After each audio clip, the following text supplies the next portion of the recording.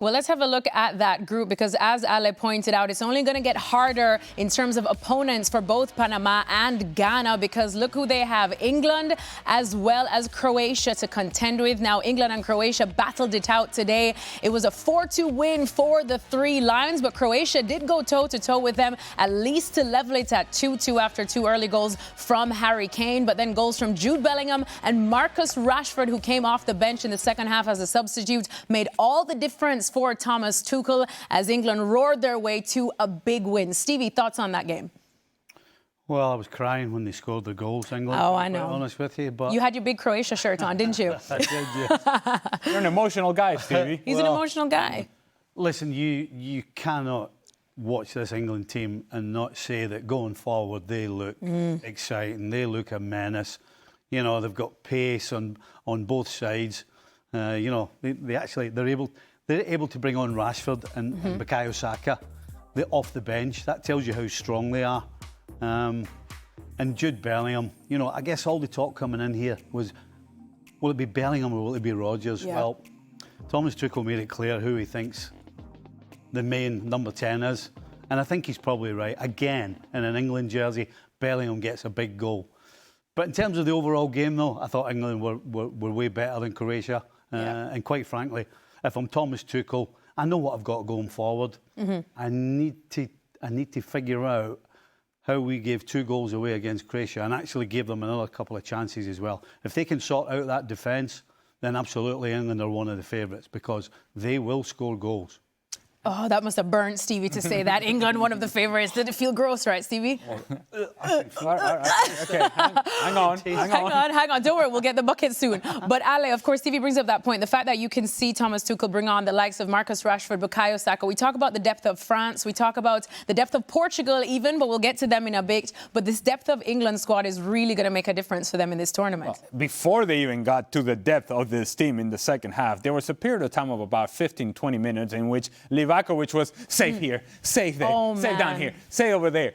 They got explosive. They got dynamic. And it was in the second half that you started seeing runs coming from everywhere and passes down the channels and 1v1 situations and combination play and players appearing from everywhere, including Jude Bellingham, which ends up in his goal. It's a ball down the channel from Elliot Anderson that he just jumps on it, and it's just flat-out athleticism and strength that gets him the goal. He's holding off the defender. It's a tight angle, and that's when you see the quality of a world-class player. And here's the thing about England.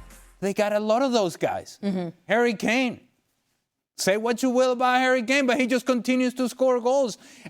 My concern with Harry Kane today is in the first half, he's receiving the ball from the center backs. In between the center backs, I'm like, all right, there's something to be said about you dropping off and playing underneath and kind of distributing play, but don't get in between the center backs. I don't want that. I don't want you to be that far that often. And he hit like 3 really nice ball over the top. I was like, don't get used to that because I need you up there. And why do I need you up there? I need you up there because it's not only the goals that you provide, but the link-up play. The link-up play that is overlooked by so many strikers nowadays. Harry Kane does it really, really well, in which he just brings people in. A little flick on action here, a little layoff, a little through ball. He does that so well, and it allows then guys like Madueke to thrive and Bellingham to thrive, and then you start getting into the depth that you were just talking about. This team in the second half looks scary good going forward. They look scary bad defensively in the first half because that second goal scored from Croatia is a ball clipped over the top, over your 2 center backs. It's a straight ball. It's the sort of ball that if you are the attacking manager or for the attacking team, you say, don't waste your time playing this ball. Straight balls over the top usually amount to nothing. Instead, this worked beautifully for Croatia, and then you have to ask the question. No pressure on the ball to begin with, and then your 2 center backs just watching runners and just ball watching and not picking up runners that are coming from deep. That is concerning, but the attacking talent of England in the second half was really impressive. You know, I think we've been talking about Portugal, we've been talking about Spain, you know, how are they going about it? Well, the one thing with England, and I think Ali makes a great point about Harry Kane, you know, Thomas Tuchel, all he has to do is sort out some wrinkles. Because the structure, the way they're going to play, the way they want to go about it, is clear to see for everybody that they know what they're doing. So those little wrinkles, like making sure Harry Kane doesn't come too far back, because on one occasion he lost the ball, almost cost him a goal, number one. But again, if you're England, you're delighted. Little wrinkles to figure out. Everything else, tickety-boo.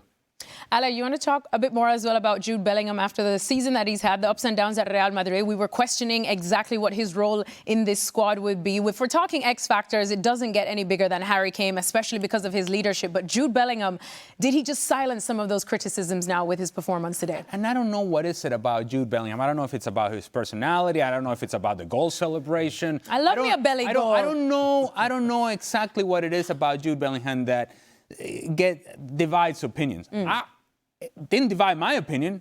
I always thought that he would be the player for this position and for this occasion.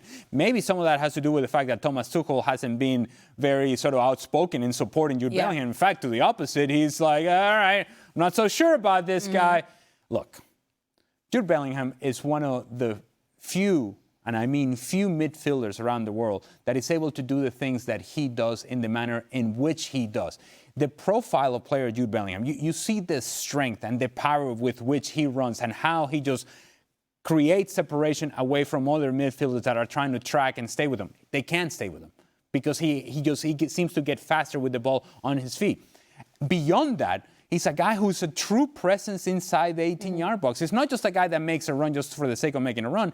He is a guy that wants to get in there because he wants to get on the end of something. So there's ambition to his game. And I think all of that, when you think about the makeup of England, it fits perfectly with the player that you have right in front of you, which is Harry Kane, who sometimes likes to drop in, and Jude Bellingham takes that space.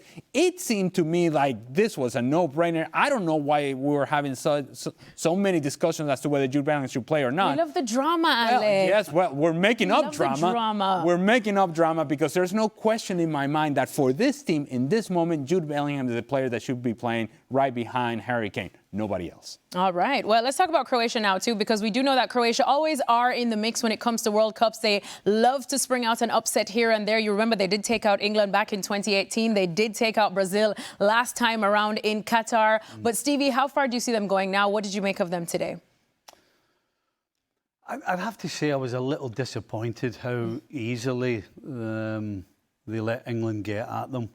I was expecting them to be a little bit more defensive, a little tighter, and not just, you know, I guess at the start of the game, England started so well that you could probably say, you know what, England never gave Croatia a chance to set up the way they wanted to. But after that, I was disappointed that they didn't try and kill the game off. And I don't want to see the dark arts, but, yeah, you know, when you're playing against a side like England with the type of talent they have and the way they're going to play, you have to be smart. You can't try and match them. And I think they made a mistake of, after going behind, they tried to match them. Yes, you can argue they got a couple of goals. And again, I think England you can point the finger at England for those 2 goals. I think they were way too deep.